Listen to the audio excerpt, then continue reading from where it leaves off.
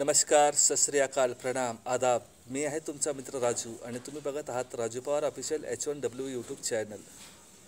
अजूनही आपल्या या चॅनलला सबस्क्राईब केलेलं नसेल तर सबस्क्राईब करून चॅनलला बेल नोटिफिकेशन ऑलवर सेट करा. माझी वारंवार तुमच्याकडे एकच विनंती असते की मित्रांनो, व्हिडिओला लाईक आणि कमेंट करत चला, जेणेकरून व्हिडिओ रेकमेंड होता आणि जास्तीत जास्त लोकांपर्यंत पोहोचवण्यासाठी तुमच्याकडून केलेली ही छोटीशी मदत माझ्या एनर्जीला बूस्ट करण्याचं काम करतं. तर मित्रांनो, काय म्हणता मग तुम्ही? बरे आहात सगळेजण? मकर संक्रांती झालेली आहे. आता येणार आहे 26 जानेवारी, प्रजासत्ताक दिन आहे ना. तर सुरू करूया आजच्या आपल्या या व्हिडिओला. प्रेम प्रकरण. अरे वा, प्रेम म्हटलं ना पोटामध्ये गुदगुल्या व्हायला लागतात ना. प्रेम हे एक सुखद अनुभव आहे. मिळालं तर ठीक, नाहीतर याच प्रेमाचं रूपांतर नंतर रागामध्ये होतो आणि इथून सुरुवात होते गुन्हेगारीची. जर एखाद्या व्यक्तीला प्रेम मिळालं नाही म्हणून काही लोक गुन्हेगाराकडे वळतात आणि काही लोक अशी असतात, प्रेम नसताना वन साइड लव म्हणतो ना आपण, एकतर्फा प्यार होतं काही मुलांना, काही पुरुषांना. मग अशातून महिलेची हत्या केली जाते किंवा महिलेकडून पुरुषाची हत्या केली जाते. अशा बऱ्याचशा घटना आपण दिवसेंदिवस न्यूज चॅनल, वर्तमान, अखबारमध्ये पाहतच असतो. पण प्रेम करणं हे काय चुकीचं नाही, पण प्रेम मिळालं नाही म्हणून एखाद्याची हत्या करणं हे कितपत योग्य आहे? अशा घटना दिवसेंदिवस घडत आहेत. पण यामध्ये जास्तीत जास्त जर पीडित कोणी होत असेल तर ती आहे महिला. महिलांना फसवून प्रेम केलं जातं, शारीरिक शोषण या समाजाकडून केलं जातं आणि तहान भूक भागल्यानंतर त्या महिलेला कचऱ्यासारखं बाहेर, म्हणजे हृदयाच्या बाहेर काढून टाकण्यात येतं आणि पुरुष दुसऱ्या महिलेच्या शोधात निघून जातो. मग अशा वेळेला महिला करणार तरी काय? तुम्हाला प्रेम कुणावर करायचं नसेल, करू नका. पण एखाद्यावर प्रेम करून एखाद्याला धोका देणं महापाप आहे. कुणाच्या शरीरासोबत खेळण्याचा अधिकार आपल्याला कुठलाही कायदा, कानून जे बोलतो ना आपण, समाज, या सगळ्या गोष्टीसाठी संधी देत नाही. पुरुषांनी पुरुषासारखं, महिलेने महिलेसारखं राहिलं पाहिजे.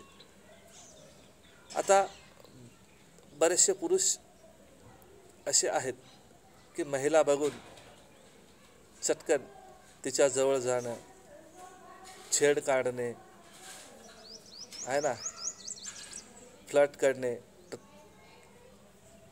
इच्छा नसताना स्पर्श करणे. अशामुळे होतं काय, महिलेच्या मनामध्ये भीती निर्माण होते. मग अशा वेळेला महिला स्वतःचे कामं स्वतः करू शकत नाहीत, कारण रस्त्याने छेड काढणारे बरेचसे असे तरुण मंडळी आहेत की त्यामुळे महिला त्रासून घरामध्ये राहतात. मग जर अशा वेळेला असेच घटना जर आपल्या बहिणीबरोबर, बायकोबरोबर आहे ना, मुलीबरोबर जर घडत असेल किंवा घडली तर आपल्याला लगेच राग येतो. मग आपल्या घरातल्या महिलांना जर कोणी छळत असेल तर आपल्याला राग येतो. मग आपल्याकडून जर कुणाची तरी मुलगी, बहीण, बायको, तिचा जर आपण छळ करत राहिलो, काय त्यांना हा त्रास होणार नाही का? आज भारत स्वतंत्र होऊन 77 ते 78 वर्ष झालेले आहेत. महिलांना सुद्धा समान हक्क देण्यात आलेले आहेत. फक्त समान हक्क दिलेत याचा अर्थ ती पूर्णपणे स्वतंत्र झाली का? स्वतंत्रपणे महिला एकटी रात्री बेरात्री फिरू शकते? कदाचित काही ठिकाणी फिरतही असतील, पण बऱ्याचशा ठिकाणी असं होताना तरी दिसत नाही. मग आपल्याला स्वतःमध्ये परिवर्तन करण्याची गरज आहे. जर आज आपण स्वतःमध्ये परिवर्तन जर घडून आणलोत किंवा आणलात, तर आपल्यापासूनच समाज सुधरू शकतो ना. जर आपणच बिघडलेले असू तर समाज पण बिघडलेलाच राहणार. दुसऱ्याकडून समाज सुधारण्याची प्रतीक्षा करण्याऐवजी आपल्या स्वतःमध्येच बदल का नाही करायचा? आपण स्वतःमध्ये का बदल नाही करायचा? जर आपण स्वतःच बदललो तर आपण इतरांना बदलू शकतो. दुसऱ्या व्यक्तीने सुधारलंच पाहिजे आणि आपण मूर्खासारखं जर वागत राहिलो, मग पुढच्या व्यक्तीच्या सुधारण्यामध्ये काय अर्थ आहे? महिला कुठले कपडे घालतात, कसे कपडे, म्हणजे ती महिला काय घालते, कुठले ड्रेस वापरते, तो तिचा पर्सनल प्रश्न राहिला ना. आता लोक बोलतात की आम्ही तर आंधळे नाहीत, आम्हाला जे काही पुढे दिसणार ते आम्ही बघणारच. अरे बघ, कोणी नाही सांगितलं तुला बघायला, बघ ना. पण बघण्याची पण एक पद्धत असते, आहे का नाही? डोळे वटारून बघणे, एकसारखं टकमक तिच्याकडे बघणे, काय गरज काय आहे? आणि एकटक बघितल्यानंतर 10 ते 20 सेकंद जर स्त्रीकडे बघितल्यानंतर ती विनयभंगाचा केस तुमच्यावर ठोकू शकते. मग अशा वेळेला तुम्ही करणार काय? मग तुम्ही इतरांना वाईट नजरेने जर बघत असाल, तुम्हाला आनंद होतो. मग जर तुमच्याच घरातल्या महिलेकडे जर कुणी बघितलं तर का राग तुम्हाला येणार? राग यायला नको ना. जसं तुम्ही इतरांकडे वाईट नजरेने बघून, वाईट दृष्टीने बघून खुश होता, मग तुमच्या घरातल्या लोकांकडे बघून त्यांना आनंद घेऊ द्या ना.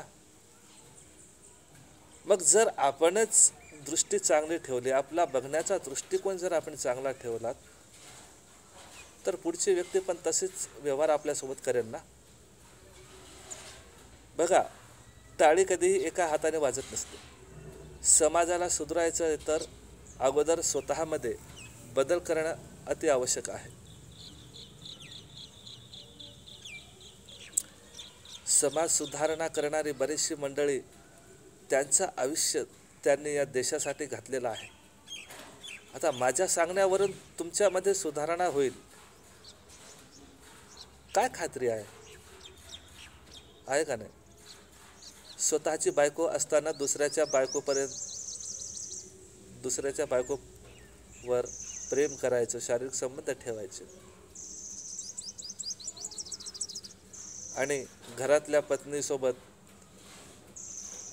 वाईट वागणे, घराच्या लोकांवर राग काढणे, आहे ना. एखाद्या वेळेस घरचं लफडं कुठलंही मिटू शकते, पण बाहेरचं लफडं कधी मिटू शकत नाही. आशा करतो आजचा व्हिडिओ तुम्हाला नक्कीच आवडला असेल तर चॅनलला सबस्क्राईब करून बेल नोटिफिकेशन ऑलवर सेट करून पुढे निघा. म्हणजे लाईक करा, कमेंट करा. मी भेटतोय का नवीन व्हिडिओसह. जय हिंद, वंदे मातरम.